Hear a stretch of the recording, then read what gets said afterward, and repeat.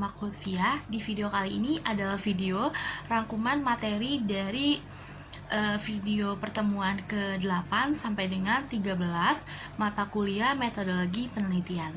Daripada lama-lama, langsung kita mulai aja yuk. Nah, pada pertemuan 8 itu kita membahas tentang uji validitas dan uji reliabilitas. Dan pertemuan 9 itu kita membahas tentang uji asumsi klasik pada analisis linear berganda. Pertemuan 2 ini 8 dan 9 menggunakan program SPSS. Dan pertemuan 10 kita membahas tentang estimasi model regresi data panel pada analisis regresi data panel. Pertemuan 11 teknik pemilihan model regresi data panel pada analisis regresi data panel. Dan pertemuan ke-12 itu kita membahas tentang uji asumsi klasik pada analisis regresi data panel. Dan pertemuan 13 ini adalah pertemuan terakhir, yaitu kita membahas tentang uji kelayakan model, koefisien determinasi, dan uji T pada analisis data panel. 4 pertemuan ini kita menggunakan program EFUSE.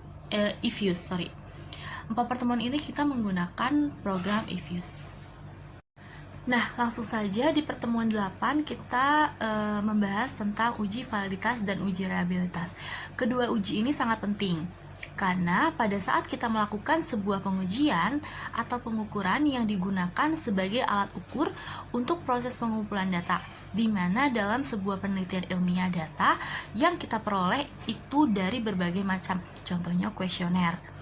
Nah, kuesioner merupakan alat ukur untuk mengumpulkan data yang tentunya di dalam kuesioner ini disertai berbagai macam pertimbangan. Jadi dapat disimpulkan bahwa kuesioner merupakan alat ukur sebuah penelitian di mana kuesioner sudah memiliki beberapa kriteria.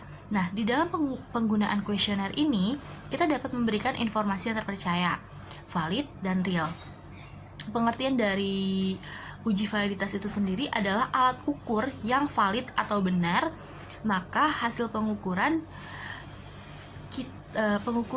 dengan kata lain kita bisa berbicara tentang bagaimana suatu alat ukur yang digunakan ini memang untuk apa yang kita ukur. Sedangkan pada uji reliabilitas ini kita memiliki kesesuaian nilai dari sebuah kuesioner yang dikerjakan oleh seorang responden pada waktu yang berbeda dengan kuesioner yang sama. Nah, di dalam uji reliabilitas ini, suatu pengukuran yang bisa menunjukkan sejauh mana pengukuran tersebut dilakukan dengan baik atau bebas, sehingga kita dapat memberikan jaminan bahwa data hasil pengukuran tersebut dinilai konsisten meskipun dalam waktu yang berbeda-beda.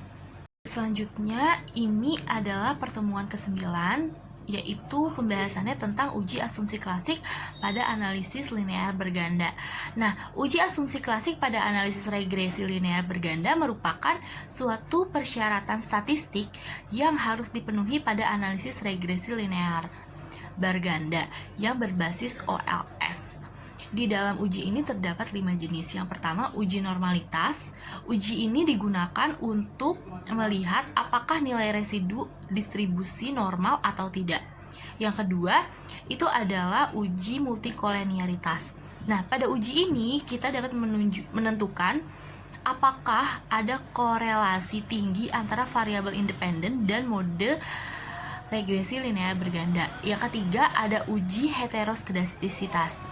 Nah, dalam uji ini kita dapat memeriksa apakah ada yang sama antara residu dan pengamatan lain. Yang keempat, itu ada uji autokorelasi. Pada uji ini digunakan untuk melihat apakah ada korelasi suatu periode T dengan periode sebelumnya atau T-1. Nah, yang kelima atau yang terakhir ini ada uji linearitas. Nah, uji ini berguna untuk melihat apakah ada hubungan yang dibangun untuk memiliki mode atau tidak. Nah, pada uji ini, asumsi klasik ini terdapat 2 macam. Yang pertama, uji asumsi klasik pada regresi linear sederhana. Yang kedua, itu ada uji asumsi klasik pada regresi linear berganda.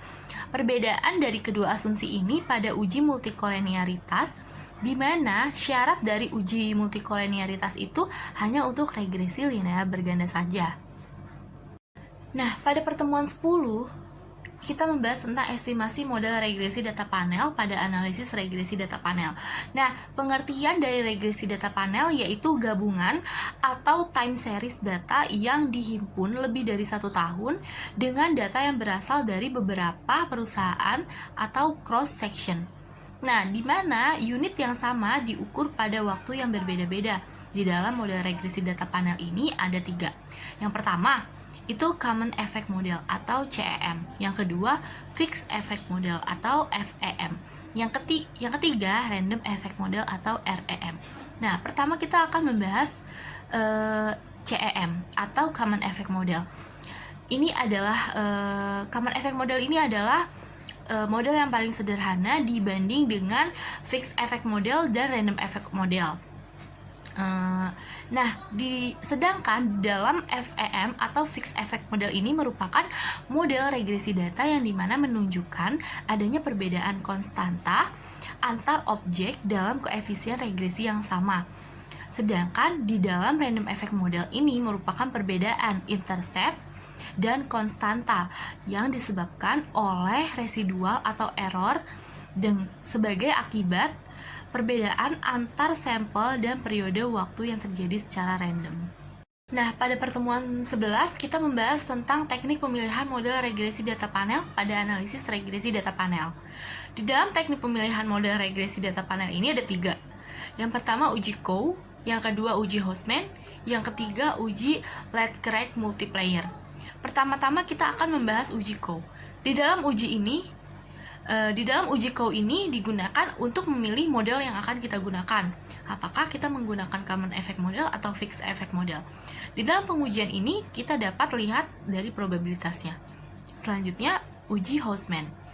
Uji ini digunakan untuk memilih apakah sebaiknya kita menggunakan Random Effect Model atau Fixed Effect Model.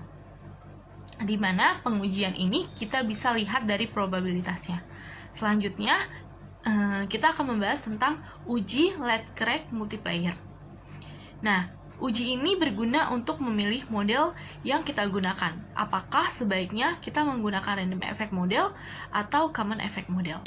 Pada pertemuan 12, kita membahas tentang uji asumsi klasik pada analisis regresi data panel. Uji asumsi klasik ini sendiri merupakan persyaratan statistik yang harus kita penuhi yang terdapat pada analisis regresi, di mana kita menggunakan pendekatan ordinary least square atau OLS. Nah, di dalam teknik estimasinya, dengan begitu kita perlu atau tidaknya menguji asumsi klasik ini tergantung pada analisis pemilihan estimasi model regresinya. Di dalam regresi data panel, model yang berbasis ordinary least square atau OLS ini adalah yang pertama Common Effect Model atau CEM, yang kedua Fixed Effect Model. Dengan begitu, kita perlu melakukan uji asumsi klasik pada model regresi yang kita gunakan ini dalam bentuk Common Effect atau Fixed Effect Model. Nah, pada pertemuan terakhir yaitu pertemuan 13, kita membahas tentang uji kelayakan model, koefisien determinasi, dan uji T pada analisis regresi data panel. Nah, dalam pengertian ini, uji kelayakan model ini merupakan uji yang kita gunakan, di mana pada uji ini menjelaskan apakah variabel bebas yang dimasukkan ke dalam model secara bersama-sama dan mempunyai pengaruh pada variabel terikat atau tidak. Nah, dari hipotesis di dalam uji kelayakan model ini ada 2 jenis. Yang pertama berdasarkan perbandingan F statistik dan F table. Yang kedua berdasarkan probabilitasnya. Selanjutnya kita akan membahas tentang koefisien determinasi.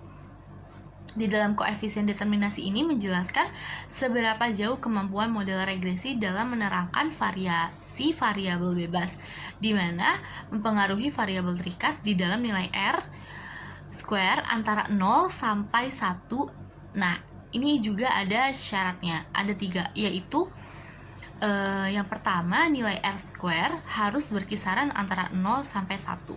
Yang kedua, jika nilai R square berkisaran 0 sampai 1, maka nilai atau turunnya variabel terikat Y ini 100% dipengaruhi oleh variabel bebas. Nah, yang ketiga, jika nilai R square sama dengan 0, maka berarti tidak ada hubungan sama sekali antara variabel dengan variabel independen. Selanjutnya, di dalam uji T, pengertian dari uji T ini secara signifikan pengaruh variabel bebas secara parsial terhadap variabel terikat.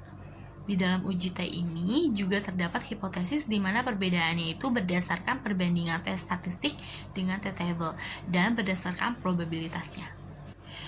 Nah, segitu aja rangkuman dari pertemuan 8 sampai dengan 13. Kurang lebihnya mohon maaf. Wassalamualaikum warahmatullahi wabarakatuh.